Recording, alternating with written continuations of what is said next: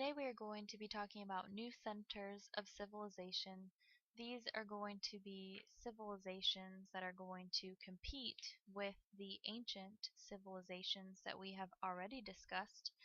We're going to be focused on this region of the Indo-Mediterranean, and it's going to consist of land from northern India to land in the Mediterranean. We'll see this is going to consist of people of a variety of languages. The first group that we are going to talk about is the Hittites. The reason that I provide the dates is just so you have context. I would never expect you to know the dates. They are going to create an empire in Western Asia.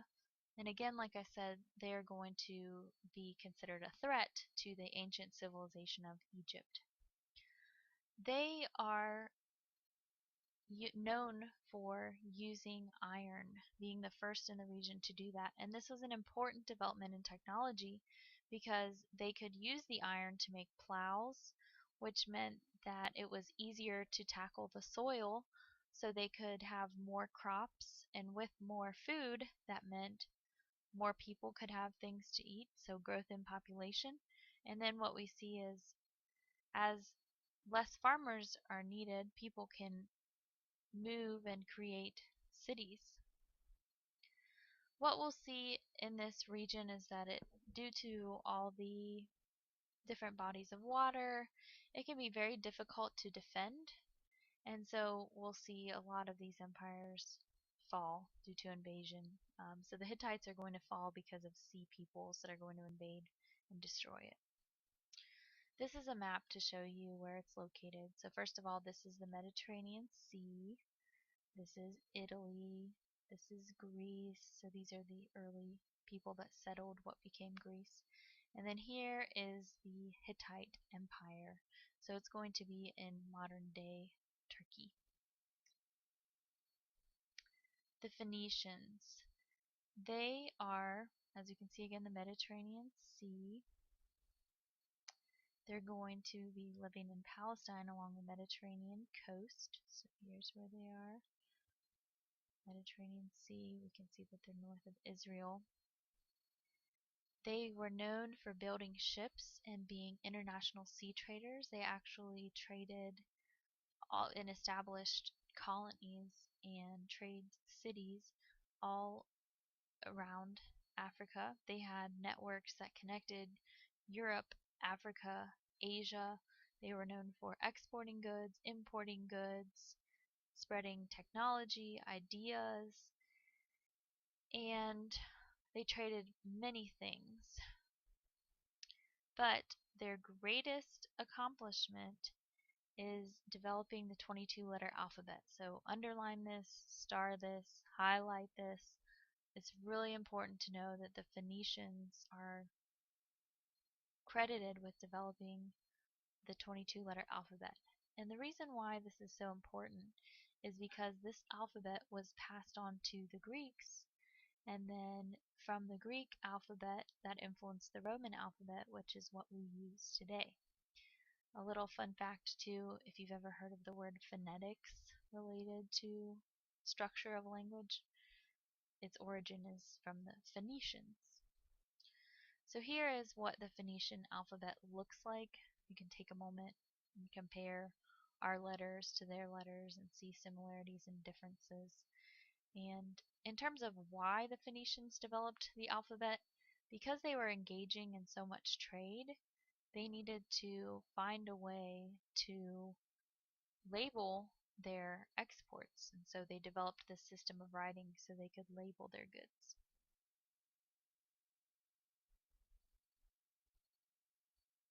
The next group that we're going to talk about is the Israelites, and we can see that the Israelite tribes are going to settle near the Mediterranean around 1200 BCE. So here's the Mediterranean Sea again, and we can see the 12 tribes of Israel established in this area. And they're going to establish a united kingdom. And what's unique about the Israelites is they were actually the first monotheistic religion. So if you do not know what that means, make sure you write this down. That means that they believed in one God. And this was unique because at the time there were only polytheistic religions, meaning people that believed in many gods and goddesses. And so Judaism is going to play an important role in influencing the development of Christianity and Islam. And we're going to see later this year the establishment of this kingdom and how it's still causing conflict today. Next, we're going to look at some more empires.